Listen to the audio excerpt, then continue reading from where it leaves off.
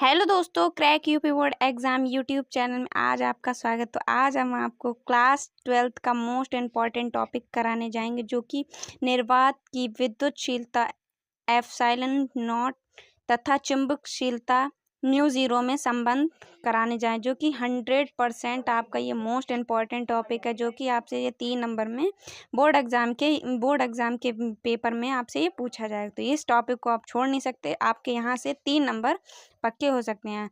अगर आप इस वीडियो को पहली बार देखो, प्लीज़ चैनल को सब्सक्राइब कीजिए और वीडियो को लाइक कीजिए। तो चलिए वीडियो को स्टार्ट करते हैं। निर्वात की विद्युतशीलता को किससे लिखते हैं? एप्सिलॉन जीरो से। और चुंबकशीलता को किससे लिखते हैं? म्यू ज़ीरो से। ठीक है, तो इनमें हमें आपको रिलेशन डिफरेंट बताना है। ठीक है, संबंध बताना है, रिलेशन बताना है। तो निर्वात की विद्युतशीलता पहले हम निकालेंगे चूंकि करके लिखेंगे 1/4 पाई एप्सिलॉन जीरो। इसका मान क्या होता है? 9 × 10⁹ ठीक है, इसे हमने समीकरण 1 बना लिया। इसको समीकरण हमने 1 बना लिया। उसके बाद तथा म्यू 0/4 पाई, इसका मान क्या होता है? 10⁻⁻7। इसको भी हमने समीकरण 2 बना लिया। अब समीकरण 1 और 2 को क्या कर दिया? भाग कर दिया। जब इसको भाग किया तो 4 पाई कैंसिल हो गया, म्यू ज़ीरो और एप्सिलॉन बचा है। ठीक है, तो इसका मान है 9 × 10⁻, जो माइनस का वो नहीं होगा, प्लस का है। तो 9 × 10⁻9 होगा, अपॉन में 10⁻⁻7। ठीक है, 1/एप्सिलॉन zero mu zero equal to 9 × 10⁻16। ये जो 7 थी ऊपर जाके क्या हो गई? प्लस की हो गई, तो 16 हो गई। ठीक है, 16 हो गई। तो म्यू को 1/म्यू zero epsilon zero equal to, इसको हमने क्या कर दिया? प्रकाश की चाल। इसको हमने प्रकाश की चाल में कन्वर्ट कर लिया। ठीक है, कन्वर्ट क्या कर लिया? मैंने इसको आधा कर लिया। जैसे 3 है, 9 लिखा है, तो मैंने इसको स्क्वायर में कन्वर्ट कर दिया। तो 3 × 10⁸ और स्क्वायर लगा दिया। तो ये 3 × 10⁸ ये किसका मान है? प्रकाश की चाल का ये मान है। ठीक है, तो इसको रख लिया 1/म्यू zero epsilon zero equal to C square, क्योंकि ये किसका मान है? प्रकाश की चाल। तो प्रकाश की चाल को किससे लिखते हैं हम लोग? सी से। तो सी से लिखते हैं, तो इसके लिए हमने इसका मान की जगह सी स्क्वायर लिख दिया। ठीक है, अब ये क्या आएगा? इसका आंसर सी स्क्वायर लिख दिया। अब सी जब स्क्वायर हटाएंगे तो क्या लगता है? स्क्वायर हटाते तो अंडर रूट चढ़ता है। तो 1/√म्यू ज़ीरो अपॉन √म्यू zero epsilon zero equal to C. तो ये आपका प्रूफमेंट था निर्वात की विद्युतशीलता और चुंबकशीलता में रिलेशन। ठीक है, ये बहुत ही छोटा सा रिलेशन। अगर आपको वीडियो पसंद आई तो प्लीज़ वीडियो को लाइक ज़रूर कर लीजिएगा। और पूछता है कि इसका मात्रा क्या है, कभी कभी 1 नंबर में पूछ लिया जाता है कि 1/√म्यू ज़ीरो एप्सिलॉन जीरो का मात्रक क्या होता है। तो इसका मात्रक होता है मीटर प्रति सेकंड। तो मीटर प्रति सेकंड इसका होता है मात्रक। और विमा भी पूछ लेता तथा इसकी विमा बताई, तो विमा होती है L/−1। ठीक है, तो ये था अपना एक छोटा सा टॉपिक। ये आपके यहाँ से 3 से 4 नंबर पक्के हो सकते हैं। तो वीडियो अगर पसंद आई तो प्लीज़ वीडियो को लाइक ज़रूर कीजिएगा और अपने फ्रेंड्स तक इस वीडियो को शेयर कीजिएगा। हम मिलते हैं आपसे अगली वीडियो में, तब तक के लिए जय हिंद। ठीक है, आप इन इम्पॉर्टेंट क्वेश्चन को देखते रहिए। रोज आपके लिए एक इम्पॉर्टेंट क्वेश्चन लॉन्ग हम लेके आते हैं। अगर आप इन इम्पॉर्टेंट क्वेश्चन को रोज फॉलो करते हैं, इस आपको पता चल जाएगा कि कौन कौन से इम्पॉर्टेंट क्वेश्चन बार बार पूछे जाते हैं। तो हम आपके लिए जितने भी यूपी बोर्ड में पूछे गए प्रश्न हैं, हम रोज आपके लिए एक वीडियो जरूर लेके आते हैं। तो इसलिए चैनल को जिसने भी सब्सक्राइब नहीं किया तो चैनल को सब्सक्राइब कीजिए और वीडियो को लास्ट तक देखिए और लाइक कीजिए। तो चलिए वीडियो को स्टार्ट करते हैं। आज की वीडियो में हम आपके लिए फिजिक्स का एक इम्पॉर्टेंट डेरिवेशन कराने जा रहे हैं, जो कि हर साल पूछा जाता है। मोस्ट इम्पॉर्टेंट ये टॉपिक है। ये आपके 5 नंबर का ये क्वेश्चन पूछा जाता है। तो ये बहुत ही इंपॉर्टेंट टॉपिक है, तो इसे आप छोड़ नहीं सकते हैं। आपके हाफर्ली पेपर भी चल रहे हैं, प्री बोर्ड भी आने वाले हैं, तो इसमें बाई चांस ये आपका आ सकता है। फिलहाल यूपी बोर्ड में ये इससे जरूर ही आ सकते हैं, इसके चांसेस हैं आने के। तो जितने भी इंपॉर्टेंट क्वेश्चन हैं जो पूछे गए यूपी बोर्ड में, हम आपके लिए रोज वीडियो लेके आते हैं। तो इसलिए चैनल को सब्सक्राइब कीजिए और लिंक डिस्क्रिप्शन बॉक्स में जाके सारे ही इंपॉर्टेंट क्वेश्चन को देखिए। हिंदी के भी आते हैं, इंग्लिश के भी, केमिस्ट्री, फिजिक्स, सारे ही हम इस चैनल पे आपको प्रोवाइड करते हैं। तो चलिए वीडियो को स्टार्ट करते हैं। क्वेश्चन हमारा आज का, समांतर प्लेट संधारित्र की धारिता। हम लोग को क्या निकालनी? समांतर प्लेट संधारित्र की धारिता। तो पहले आपको अगर डेरिवेशन करना है तो डेरिवेशन का मुख्य भाग आपका होता है, मुख्य जो किरदार निभाता है वो आपका डायग्राम। डायग्राम अगर आपका अच्छा बनाओ तो सबसे पहले इंप्रेशन आपका एग्जामिनर डायग्राम पे ही डालता है। तो सबसे अच्छा आपका डायग्राम बना होना चाहिए, साफ और क्लीन, उसमें सारी चीज़ें बाकायदा दिखनी चाहिए। तो आपको डायग्राम क्लीन बनाना है। तो ये देखिए ये डायग्राम है आपका। तो डायग्राम आप टॉप में बीच में बनाइए तो अच्छा लगेगा। उसके बाद नीचे से आप अपनी थ्योरी लिखिए। ये साइड में हो गया, बट आपको यहाँ पे साइड में बनाना और आराम से उसके नेम और उसकी जितनी भी दूरियां वगैरह जो भी है वो अच्छे से दर्शाइए। उसके बाद आपको नीचे से थ्योरी लिखनी होगी, इससे आपकी कॉपी भी भर जाएगी और आप एग्जामिनर को भी अच्छा लगे। तो डायग्राम में आपको 2 प्लेट दे रखी हैं, एक प्लेट को अपने नाम दे दिया ए, दूसरी को बी, ठीक है। तो ए प्लेट से एक जो प्लेट है उससे विद्युत स्रोत जोड़ दिया गया और दूसरी प्लेट से पृथ्वी, ठीक है। तो जो विद्युत स्रोत से जोड़ दिया गया है उस पर क्या उत्पन्न होता है, धन आवेश। उस पर धन आवेश, ए प्लेट पे धन आवेश उत्पन्न होता है, बी पे माइनस ऋण आवेश, ठीक है। तो डायग्राम फिर उसके बाद इसकी जो बीच की दूरी है वो कितनी होगी, डी, ठीक है। इसकी बीच की दूरी डी मान ली हमने। उसके बाद आपको थ्योरी लिखना होगा। अब थ्योरी कैसे लिखोगे, थ्योरी आप भूल जाओ तो बस जैसे आप डायग्राम बना रहे हो उसी के बेस पे आपको थ्योरी लिखनी है, आपको याद नहीं करना ना रटना है, ठीक है।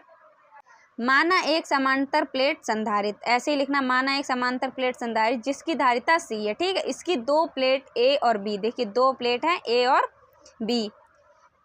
ए और बी में से एक प्लेट को विद्युत स्रोत से जोड़ दिया गया। तो विद्युत स्रोत से एक प्लेट को जोड़ दिया जिसके कारण पहली प्लेट पर धनावेश उत्पन्न होता है, धनावेश उत्पन्न हो रहा है, ठीक है। इसी के कारण दूसरी प्लेट पर ऋण आवेश उत्पन्न होता है, इसके कारण दूसरी प्लेट पर ऋण आवेश उत्पन्न होता है। तब इस आवेश के कारण प्लेटों के बीच की उत्पन्न विद्युत क्षेत्र की तीव्रता। तो ये थी आपकी थ्योरी। तो बहुत ही ईजी थी, बस आपको जैसा डायग्राम बनाया उसी से रिलेट लिख देना, थोड़ा आपकी थ्योरी हो जाएगी। फिर उसके बाद आपको क्या लिखना है, फॉर्मूला लिखना है। ई इज इक्वल टू प्रश्न, E is equal to sigma upon epsilon 0। जहाँ आपको बताना भी है कि जहाँ पृष्ठ घनत्व, जहाँ सिग्मा क्या है, पृष्ठ घनत्व, ठीक है। उसके बाद या करके लिखिए E is equal to sigma upon epsilon 0। अब देखिए इसका फॉर्मूला क्या होता है, सिग्मा का पृष्ठ घनत्व का फॉर्मूला क्या होता है, क्यू अपॉन ए। तो सिग्मा की जगह क्या लिख दिया हमने, क्यू अपॉन ए एप्सिलॉन 0। तो इसकी जगह हमने क्या लिख दिया यहाँ पे, E is equal to Q upon epsilon 0, ठीक है। तो ऐसे पुट कर दिया। उसके बाद इस तीव्रता के कारण विद्युत विभव, अब इसी तीव्रता के कारण क्या निकालना है, विद्युत विभव। तो B is equal to E into D, E क्या दे रखा है, Q upon epsilon 0 into D, ठीक है। तो ये समीकरण 2 हो गई, ये थी हमारी 1। अब तब समांतर प्लेट संधारित्र की धारिता, तब समांतर प्लेट संधारित की धारिता, धारिता का फॉर्मूला क्या होता है, C is equal to Q upon we.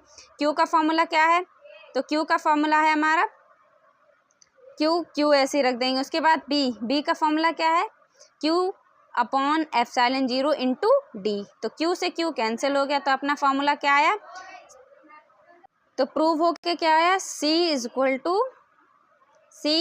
To epsilon 0 upon D. अब ये कैसे आया, देखिए सी तो लिख दिया, सी और ये एप्सिलॉन 0 है, एप्सिलॉन 0 कहाँ गया, ऊपर, और डी कहाँ चला गया, नीचे। तो क्या आ जाएगा, C is equal to A epsilon 0 upon D.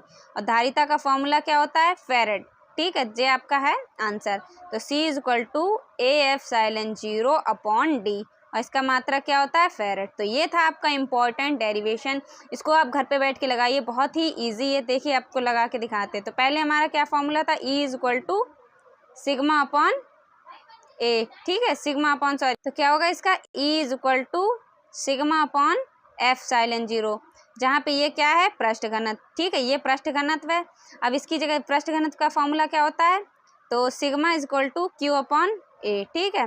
तो C is equal to sigma की जगह क्या फॉर्मूला आ जाएगा, क्यू अपॉन एप्सिलॉन 0, ठीक है। उसके बाद आपको इसी तीव्रता के कारण क्या निकालना, वैद्युत विभव। वैद्युत विभव निकालते, वैद्युत विभव ई is equal two into D, ठीक है। अब ई के जगह क्या रख देंगे हम, ये वाला फॉर्मूला, तो इसकी जगह ये रख देंगे। तो Q upon epsilon 0 into D, ठीक है।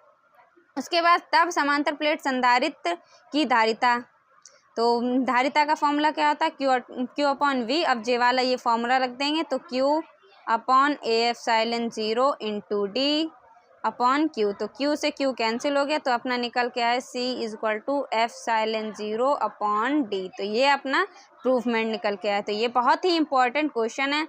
अगर आपको और अगर किसी की भी इंपॉर्टेंट टॉपिक पर वीडियो चाहिए तो आप वो बता दीजिए, हम पहले आपको उस पर वीडियो बना के दे देंगे। तो वीडियो पसंद आई तो प्लीज़ वीडियो को लाइक कीजिए और चैनल को सब्सक्राइब कीजिए, और जितने भी इंपॉर्टेंट क्वेश्चन करवाएं तो नीचे दी गई प्लेलिस्ट को जरूर देख लीजिए, आपको बहुत ही हेल्प होने वाली है। और हम जल्द ही आपके लिए केमिस्ट्री के मोस्ट इंपॉर्टेंट पूरी बुक के क्वेश्चन लेके आने वाले हैं।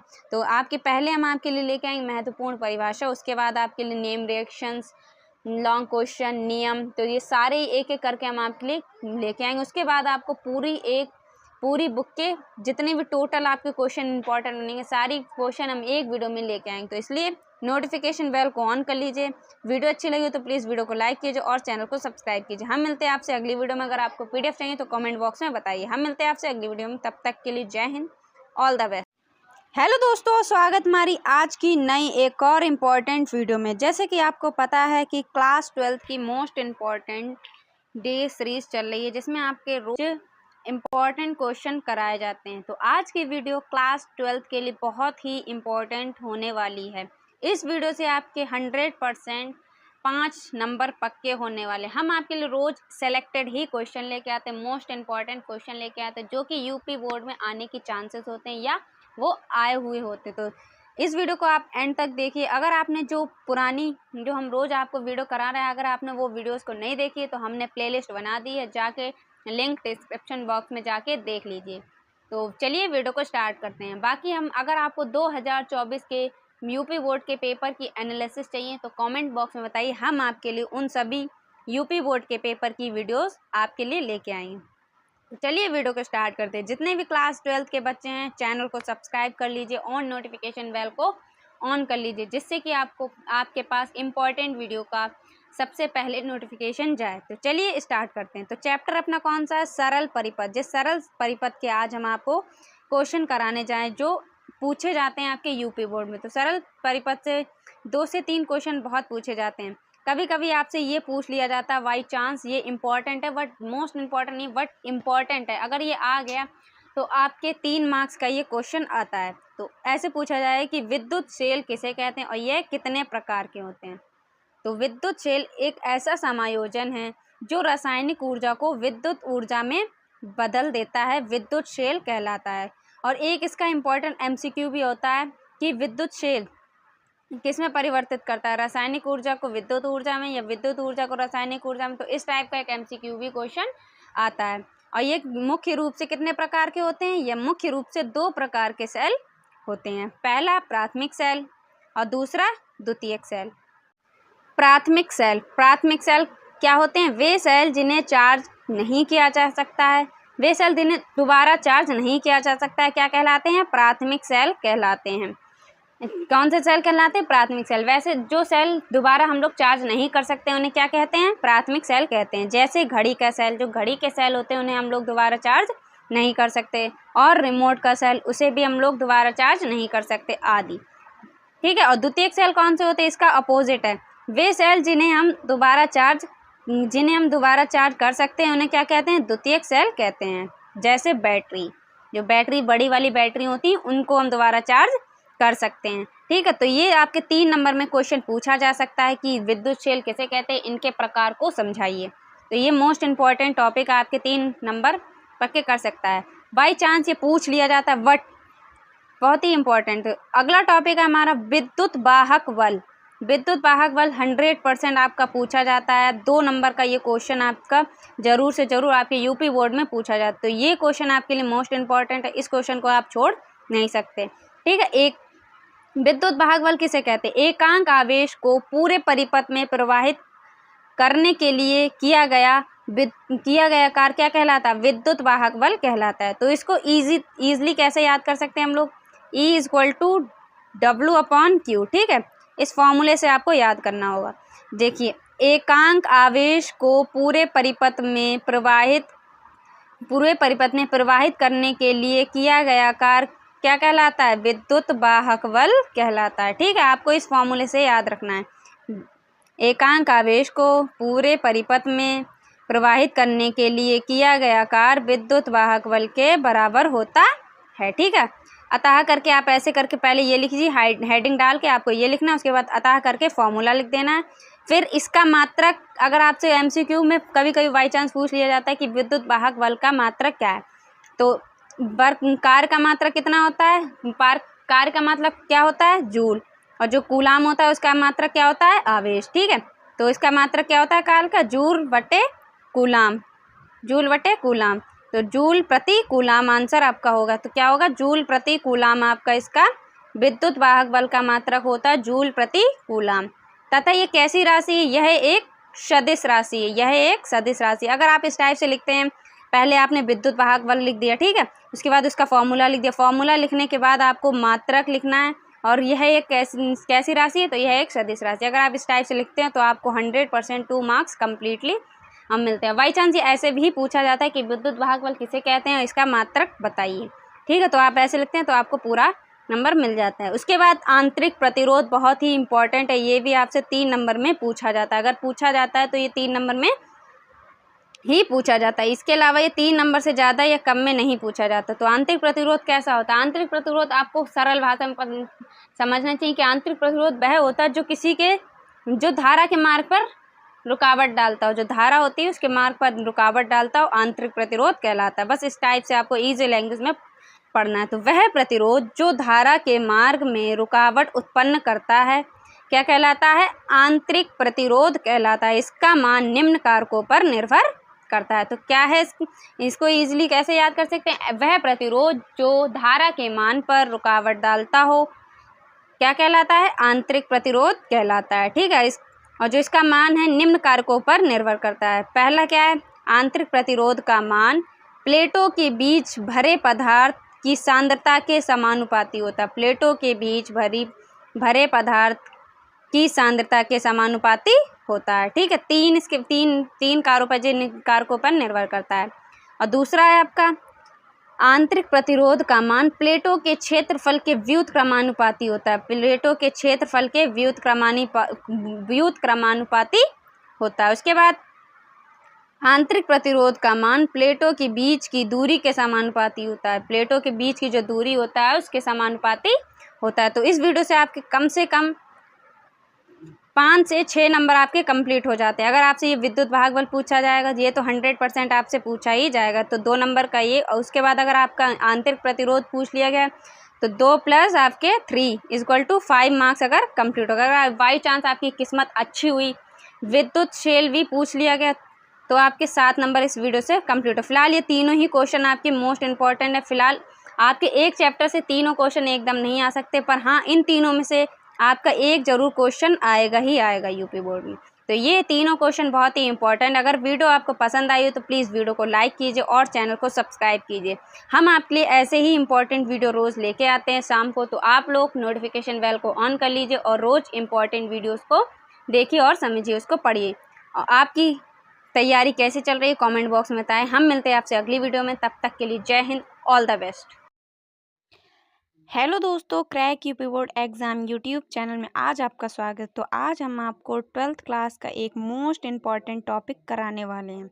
तो ये टॉपिक है अपना विद्युत क्षेत्र की तीव्रता और विद्युत विभवांतर में संबंध। ये आपका मोस्ट इम्पॉर्टेंट टॉपिक है जो कि आपसे 3 नंबर में पूछा जाता है। 3 नंबर में ये कभी कभी आपसे पूछ लिया जाता है। तो ये टॉपिक आप छोड़ नहीं सकते, मोस्ट इम्पॉर्टेंट टॉपिक है। तो चलिए वीडियो को स्टार्ट करते हैं। वीडियो स्टार्ट करने से पहले अगर आप चैनल पर नए हो तो प्लीज़ चैनल को सब्सक्राइब कीजिए और वीडियो को लाइक कीजिए। चलिए वीडियो को स्टार्ट करते हैं। तो पहला हमारा कौन सा क्वेश्चन है, विद्युत क्षेत्र और विद्युत विभवांतर में संबंध। क्योंकि हम जानते हैं विद्युत क्षेत्र की तीव्रता E = F/Q0। ठीक, तो E विद्युत क्षेत्र की तीव्रता है। ठीक है, तो या इसको ऐसे भी लिख सकते हैं F = EQ0। ठीक है, इसको क्या कर सकते हैं, ऐसे भी लिख सकते हैं, इसको इधर भेज देंगे और इसको लिख सकते हैं F = EQ0, समीकरण 1 बना लेंगे। ठीक है, तथा विद्युत विभवांतर को कैसे लिखते हैं, VA - VV। ठीक है, = W/Q0। ठीक है, तो इसको हम कैसे लिख सकते हैं, इसको लिख सकते हैं VA - VV = और इसका फॉर्मूला क्या होता है, कार्य का बल गुणे विस्थापन। ठीक है, तो ये हम लिख सकते हैं इसको खोल के, क्योंकि इसके ये कार्य है तो इसको हम लिख सकते हैं बल गुणे विस्थापन।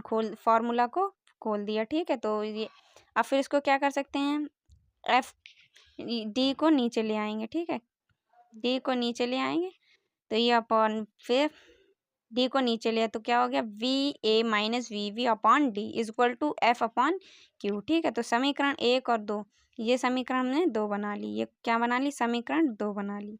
उसके बाद अब समीकरण 1 व 2 से, समीकरण 1 ये थी V A minus V V upon D is equal to E Q minus Q zero. अब ये कैसे आई, अब हम बता रहे हैं। समीकरण ए रख दी, पहले समीकरण 1 को और दूसरी को रख दी, समीकरण ये रख दी एक। उसके बाद एफ की जगह हमने क्या रख दिया, एफ का फॉर्मूला क्या था, देखो F is equal to Q zero, तो एफ की जगह हमने पुट कर दिया F is equal to, F की जगह लिख दिया क्यू जीरो, तो क्यू जीरो से क्यू जीरो कैंसिल हो गया, क्यू जीरो से क्यू जीरो कैंसिल हो गया, तो अपना फॉर्मूला निकल के आया E is equal to V A minus V V upon D. तो ये अपना विद्युत क्षेत्र की तीव्रता और विद्युत विभवांतर में संबंध था।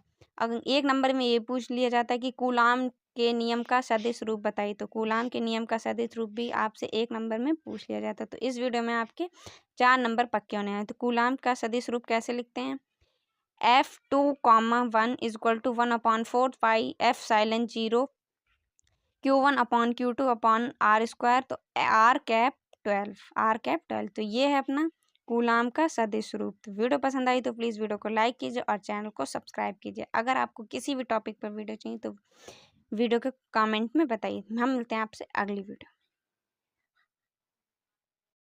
हेलो दोस्तों, crack UP board exam YouTube channel में स्वागत है। तो आज हम आपके लिए क्लास 12 का मोस्ट इम्पॉर्टेंट टॉपिक लेके आए हैं, जो कि फिजिक्स का मोस्ट इम्पॉर्टेंट टॉपिक है। तो ये बहुत ही इम्पॉर्टेंट टॉपिक है, आपके एग्जाम में ये 3 नंबर का पूछा जाता है, तो ये लॉन्ग में ही आता है। तो ये बहुत ही इम्पॉर्टेंट टॉपिक है, संधारित्र। संधारित्र को इंग्लिश में बोलते हैं कैपेसिटर। तो ये बहुत ही अच्छा टॉपिक भी है, तो इसे मोस्ट इम्पॉर्टेंट टॉपिक है, तो इसको आप जरूर से जरूर पढ़ लीजिए, आपके 3 मार्क्स कंप्लीट हो जाएंगे। तो ये ऐसे पूछा जाता है कि संधारित्र किन किन कारकों पर निर्भर करता है। तो ये लॉन्ग क्वेश्चन कह सकते हैं, क्योंकि 3 नंबर में लॉन्ग ही हो जाएगा। तो ये ऐसे पूछा जाए कि संधारित्र किन किन कारकों पर निर्भर करता है, संधारित्र किसे कहते हैं। तो ये ऐसे पूछेगा, तो पहले आप थोड़ा सा उसके बारे में लिखिए कि संधारित्र किसे कहते हैं। तो वीडियो स्टार्ट करने से पहले आप अगर चैनल पर नए हैं तो प्लीज़ चैनल को सब्सक्राइब कीजिए और वीडियो को लाइक कीजिए। ऐसे ही आपके लिए रोज इम्पोर्टेंट टॉपिक की हम रोज एक इम्पोर्टेंट वीडियो लेके आएंगे। तो इसलिए नोटिफिकेशन बेल को ऑन कर लीजिए, जिससे कि आपके पास सबसे पहले नोटिफिकेशन पहुंचे। तो चलिए वीडियो को स्टार्ट करते हैं। हेडिंग डाल लीजिए, संधारित्र ऐसा समायोजन जिसके आकार में परिवर्तन किए बिना उसमें आवेश की पर्याप्त मात्रा संचित की जा सके, उसे क्या कहते हैं, संधारित्र कहते हैं। और किसी संधारित्र की मात्रा निम्न कारकों पर निर्भर करती है। पहले आप ऐसे संधारित्र के बारे में लिख दीजिए, क्योंकि पहले क्वेश्चन पूछेगा कि संधारित्र किसे कहते हैं, और डायरेक्टली भी पूछ लिया जाता है कि संधारित्र किन किन कारकों पर निर्भर करता है। तो अगर संधारित्र पूछे तो संधारित्र लिख दीजिए, वरना तो आप डायरेक्टली लिखिए संधारित्र की मात्रा निम्न कारकों पर निर्भर करती है। ठीक है, तो पहले किस पे संधारित्र निर्भर, किसी संधारित्र की धारिता उसके प्लेटों की क्षेत्रफल के समानुपाती। प्लेटों मतलब क्षेत्रफल मतलब ए, ठीक है, ए हो गया। उसके बाद संधारित्र की धारिता परावैद्युतांक के समानुपाती होती है। परावैद्युतांक को किससे लिखते हैं, के से, तो परावैद्युतांक को के से लिखते हैं। उसके बाद ऐसे ही आप ब्लू पेन से ऐसे हेडिंग वाइज लिखिए, पहले नंबर 1, उसके बाद ऐसे डालिए समानुपाती, फिर ब्लैक पेन से ऐसे करके सी करके समानुपाती ए, और बॉक्स में बंद कर दीजिए। तो आपको इसे लिखने का भी एक क्राइटेरिया होना चाहिए, अच्छे से लिखेंगे तो आपको फुल मार्क्स मिलेंगे और साफ राइटिंग। उसके बाद दूसरा आपको ये परावैद्युतांक पर के समानुपाती। उसके बाद संधारित्र की धारिता प्लेटों की बीच की दूरी के व्युत क्रमानुपाती होती है। जो प्लेटों के बीच की दूरी होती है उसके व्युत क्रमानुपाती होती है। जब तीनों को मिलाते तो क्या बनता है, देखो पहले किस पे निर्भर करती है, क्षेत्रफल, उसके बाद किस पे निर्भर करती है, परावैद्युतांक, और फिर प्लेटों की दूरी के बीच के व्युत क्रमानुपाती। ठीक है, तो जब नियतांक हटेगा तो क्या लगेगा, एफ साइलेंट 0। अभी हमने इसमें पूरा फॉर्मूला नहीं लिखा, तो नियतांक घटेगा तो एफ साइलेंट 0, तो ए के एफ साइलेंट 0 अपॉन डी। ठीक है, क्या इसका आंसर करेक्ट आएगा, सी इज इक्वल टू ए के एफ साइलेंट 0 अपॉन डी। तो ये पूरा आपका आएगा। ठीक है, जब नियतांक हटाएंगे, अभी मैंने नियतांक नहीं हटाया तो मैंने बता दिया कि आपको कैसे लिखना है। पहले समानुपाती हटेगा तो ए के एफ साइलेंट 0 अपॉन डी। ठीक है, तो ये निकल के आएगा। उसके बाद आप ये भी पूछ लिया जाए कि संधारित्र का ये अलग से आपको स्टार अलग से पूछेगा, 1 या 2 नंबर में ये क्वेश्चन पूछ लिया जाता है कि संधारित्र की धारिता का मान उसके क्षेत्रफल की बढ़ा सकते हैं या नहीं। तो ये पूछा जाएगा, ये आपसे स्टार 2 या 1 नंबर में पूछा जाता है। तो आपके इस वीडियो से 4 नंबर पक्के हो सकते हैं। तो अतः किसी संधारित्र की धारिता का मान उसके क्षेत्रफल को बढ़ाकर, परावैद्युतांक की मात्रा को बढ़ाकर तथा प्लेटों के बीच की दूरी को घटाकर बढ़ाया जा सकता है। तो इसमें जो पूछ लिया जाता है कि संधारित्र की धारिता का मान बढ़ाया जा सकता है, तो कैसे बढ़ाया जा सकता है। तो आपने क्या पढ़ा कि अतः किसी संधारित्र की धारिता का मान उसके क्षेत्रफल को बढ़ाकर और परावैद्युतांक की मात्रा को बढ़ाकर प्लेटों के बीच की दूरी को घटाया या बढ़ाया जा सकता है। तो ये था अपना इम्पॉर्टेंट टॉपिक। अगर आपको वीडियो पसंद आई तो प्लीज़ वीडियो को लाइक कीजिए और चैनल को सब्सक्राइब कीजिए। हम आपके लिए रोज़ एक इम्पॉर्टेंट टॉपिक लेके आएंगे, तो इसलिए नोटिफिकेशन बेल को ऑन कर लीजिए। अगर वीडियो पसंद आई तो प्लीज़ वीडियो को लाइक कीजिए, चैनल को सब्सक्राइब कीजिए। हम मिलते हैं आपसे अगली वीडियो में। हेलो दोस्तों, welcome back my YouTube channel. आज हम आपको क्लास 12 का मोस्ट इम्पॉर्टेंट टॉपिक कराने जा रहे हैं, जो कि आपका 3 नंबर में पूछा जाता है। तो ये बहुत ही इम्पोर्टेंट टॉपिक है, ये आपसे हर साल यूपी बोर्ड में पूछा जाता है। तो कल हमने आपके लिए डाली थी संधारित्र की धारिता किन कारकों पर निर्भर करती है या संधारित्र किसे कहते हैं। तो ये टॉपिक हमने कल आपको करवाया, तो बहुत ही इंपॉर्टेंट टॉपिक था। अगर वो वीडियो आपने नहीं देखी है तो नीचे लिंक डिस्क्रिप्शन बॉक्स में जाके देख लीजिए। हम आपके लिए रोज़ एक इम्पॉर्टेंट वीडियो लेके आएंगे। तो जिसने भी चैनल को सब्सक्राइब नहीं किया है तो चैनल को सब्सक्राइब कीजिए और नोटिफिकेशन बेल को ऑन कर लीजिए। तो आज का टॉपिक है हमारा फैराडे का नियम, फैराडे के नियम। ठीक है, इन्होंने निम्न 2 नियम दिए। कितने नियम दिए? फैराडे ने निम्न 2 नियम प्रस्तुत किए। प्रथम नियम, तो ये बहुत ही इंपॉर्टेंट टॉपिक है, इसको तैयार कीजिए, आपके 3 नंबर पक्के हो जाएंगे। और कल भी बहुत इंपॉर्टेंट टॉपिक था, 3 नंबर का वो भी क्वेश्चन था और एक आपको इम्पॉर्टेंट उसमें करवाया था। तो आपके रोज़ 4 या 3 वाले टॉपिक 5 लॉन्ग क्वेश्चन हम रोज़ लेके आएंगे। उसमें सारे ही इंपॉर्टेंट टॉपिक होंगे, कोई भी ऐसा क्वेश्चन नहीं होगा जो यूपी बोर्ड में नहीं आया हो। हर साल पूछे जाते हैं ये सब क्वेश्चन। ठीक है, तो प्रथम नियम हेडिंग डाल के और इस नियम को स्टार्ट कर दो। तो E is equal to minus delta phi upon delta T. ठीक है, तो इसको नियम पढ़ते हैं। इस नियम के अनुसार किसी कुंडली के चुंबकीय फ्लक्स में परिवर्तन की ऋणात्मक दर उसके विद्युत वाहक बल के बराबर होती है। तो इसको आप इससे मत पढ़िए, आप इस फॉर्मूले से इसको देखिए। ठीक है, तो किसी कुंडली के चुंबकीय फ्लक्स में परिवर्तन की ऋणात्मक दर उसके विद्युत वाहक बल के बराबर होती है। ठीक है, तो आप विद्युत वाहक बल से किससे लिखते हैं? ई से, विद्युत वाहक बल के बराबर होती है। तो आप ऐसे पढ़िए कि किसी कुंडली के चुंबकीय फ्लक्स की ऋणात्मक दर किसे बोल रहे हैं? समय को, क्योंकि परिवर्तन लगा तो क्या दर। तो किसी कुंडली के चुंबकीय फ्लक्स में परिवर्तन की ऋणात्मक दर उसके विद्युत वाहक बल के बराबर होती है। तो ये था अपना इम्पॉर्टेंट नियम। और इसके तो यदि कुंडली में n फेरे हों तो क्या हो जाएगा इसका formula? E is equal to minus का n delta phi upon delta T. ठीक है, तो ये आपका फॉर्मूला हो जाएगा अगर फेरे n हो। ठीक है, ये था अपना प्रथम नियम। उसके बाद हेडिंग पड़ेगी आपका द्वितीय नियम या लेंज का नियम। कभी कभी आपसे ये खाली यही पूछ लिया जाए कि फैराडे का द्वितीय नियम लिखिए, या आपसे पूछ लिया जाएगा लेंज का नियम लिखिए। तो ये 2 या 1 नंबर में आपसे ऐसे पूछ सकता है, वरना तो आपसे लॉन्ग में ये 3 नंबर में पूछा जाए कि फैराडे के नियम लिखिए। तो ठीक है, द्वितीय नियम क्या होता है? इस नियम के अनुसार किसी परिपथ में प्रेरित धारा और प्रेरित विद्युत वाहक बल की दिशा सदैव ऐसी होती है कि वे जिस कारण उत्पन्न होती है उसी का विरोधाभास करती है। तो इस नियम को क्या कहते हैं? लेंज का नियम कहते हैं। तो इसको सरल भाषा में बहुत ईजी लैंग्वेज में लिखवाया कि अगर इस नियम के अनुसार किसी परिपथ में जो प्रेरित धारा होती है और विद्युत वाहक बल होता है, वो जिस विद्युत वाहक बल की दिशा सदैव ऐसी होती है कि वे जिस कारण उत्पन्न होते उसी का विरोध करते हैं। तो ये है अपना लेंज का नियम। ठीक है, तो इसको आप याद करिए और हमारे साथ बोलिए कि वह जिस किसी परिपथ में प्रेरित धारा और प्रेरित विद्युत वाहक बल की दिशा सदैव ऐसी होती है कि वह जिस कारण उत्पन्न होते हैं उसी का विरोध करते हैं, उसे ही लेंज का नियम कहते हैं। तो ये बहुत ही इजी लैंग्वेज में लिखवाया गया है। तो ये थे फैराडे के नियम, ज़्यादा लॉन्ग भी नहीं लिखवाया, आपको ईजिली याद हो जाएगा, सिर्फ एक बार पढ़ने थे। ठीक है, फिर उसके बाद एक हेडिंग है, ये पूछ लिया जाता है कि विद्युत चुंबकीय प्रेरणा, इंपॉर्टेंट है ये।